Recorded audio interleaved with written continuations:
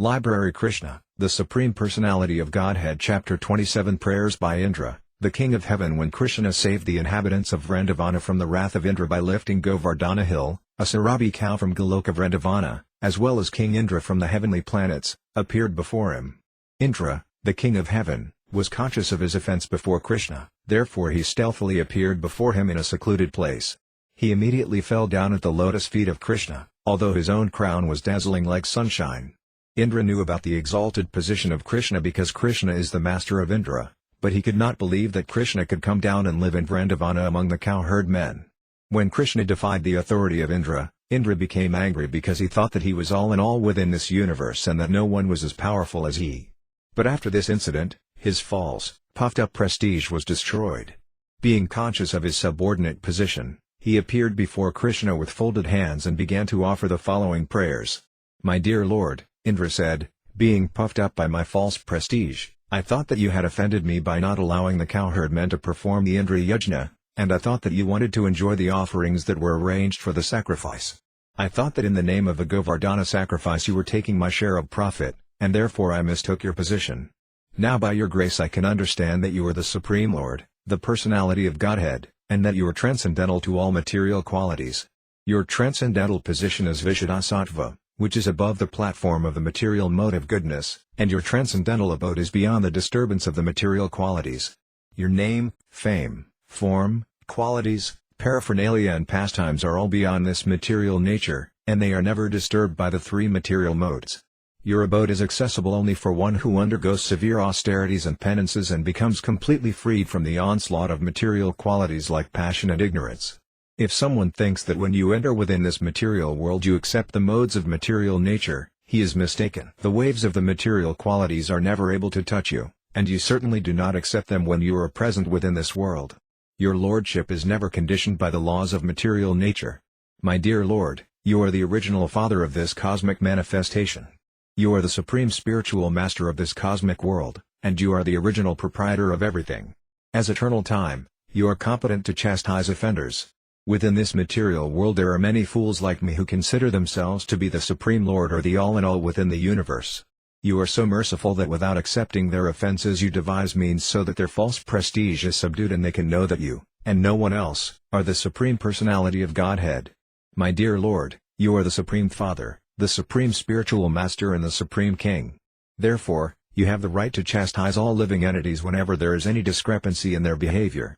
The Father, the Spiritual Master and the Supreme Executive Officer of the state are always well-wishers of their sons, their students and their citizens respectively. As such, the well-wishers have the right to chastise their dependents. By your own desire you appear auspiciously on the earth in your eternal varieties of forms, you come to glorify the earthly planet and specifically to chastise persons who are falsely claiming to be God.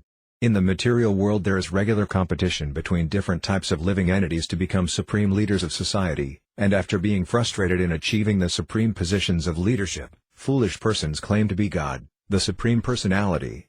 There are many such foolish personalities in this world, like me, but in due course of time, when they come to their senses, they surrender unto you and again engage themselves properly by rendering service unto you.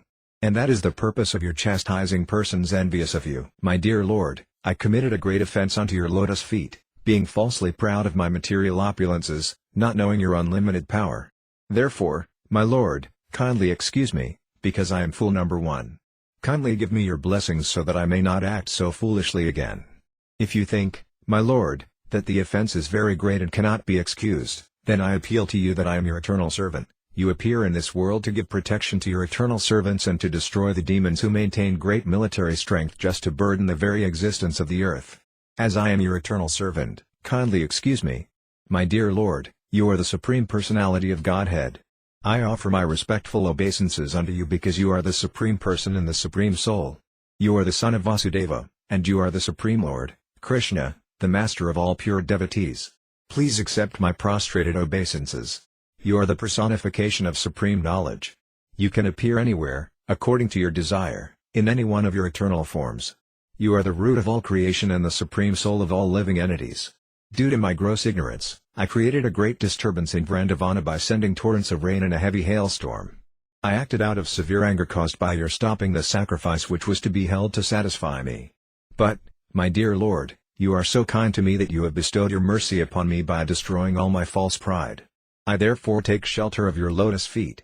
My dear Lord, you are not only the supreme controller but also the spiritual master of all living entities. Thus praised by Indra, Lord Krishna, the Supreme Personality of Godhead, smiled beautifully and then replied in a great voice like a rumbling cloud, "My dear Indra, I stopped your sacrifice just to show you my causeless mercy and to remind you that I am your eternal master. I am the master not only of you but of all the other demigods as well. You should always remember that all your material opulences are due to my mercy. No living entity can independently become opulent, one must be favored by my mercy. Everyone should always remember that I am the Supreme Lord. I can show anyone my favor, and I can chastise anyone, because no one is superior to me. If I find someone overpowered by false pride, in order to show him my causeless mercy I withdraw all his opulences." It is noteworthy that Krishna sometimes removes all of a rich man's opulences in order to facilitate his becoming a soul surrendered to him. This is a special favor of the Lord's. Sometimes it is seen that a person is very opulent materially, but due to his devotional service to the Lord he may be reduced to poverty. One should not think, however, that because he worshipped the Supreme Lord he became poverty-stricken.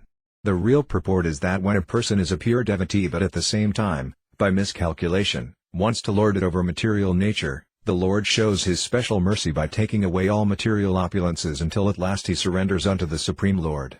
After instructing Indra, Lord Krishna asked him to return to his kingdom in the heavenly planets and to remember always that he is never the Supreme but is always subordinate to the Supreme Personality of Godhead. He also advised him to remain as King of Heaven but to be careful of false pride. After this, the transcendental Surabhi cow who had come with Indra to see Krishna offered her respectful obeisances unto him and worshipped him.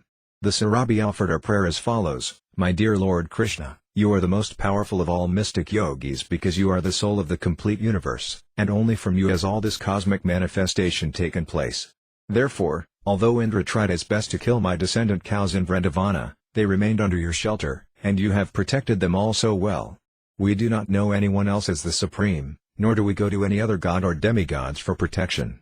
Therefore, you are our Indra, you are the Supreme Father of the whole cosmic manifestation, and you are the protector and elevator of all the cows, brahmanas, demigods and others who are pure devotees of your lordship. O Supersoul of the universe, let us bathe you with our milk, for you are our Indra. O Lord, you appear just to diminish the burden of impure activities on the earth." Then the Surabhi cow bathed Krishna with her milk, and Indra bathed him with the water of the celestial Ganges through the trunk of his carrier elephant. After this, the Surabhi cows and all the demigods and their mothers joined the heavenly king, Indra, in worshipping Lord Krishna by bathing him with Ganges water and the milk of the Surabhis. Thus Govinda, Lord Krishna, was pleased with all of them.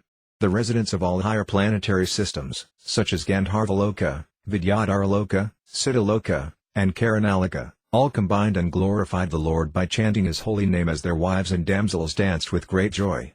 They very much satisfied the Lord by incessantly pouring flowers from the sky. When everything was very nicely and joyfully settled, the cows overflooded the surface of the earth with their milk. The water of the rivers began to flow with various tasty liquids and give nourishment to the trees, producing fruits and flowers of different colors and tastes. The trees began to pour drops of honey. The hills and mountains began to produce potent medicinal plants and valuable stones. Because of Krishna's presence, all these things happened very nicely, and the lower animals, who were generally envious of one another, were envious no longer. After satisfying Krishna, who is the lord of all the cows in Vrindavana and who is known as Govinda, King Indra took his permission to return to his heavenly kingdom. As he passed through cosmic space, he was surrounded by all kinds of demigods. This great incident is a powerful example of how Krishna consciousness can benefit the world. Even the lower animals forget their envious nature and become elevated to the qualities of the demigods. Thus ends the Bhaktivedanta purport of the 27th chapter of Krishna, Prayers by Indra, the King of Heaven.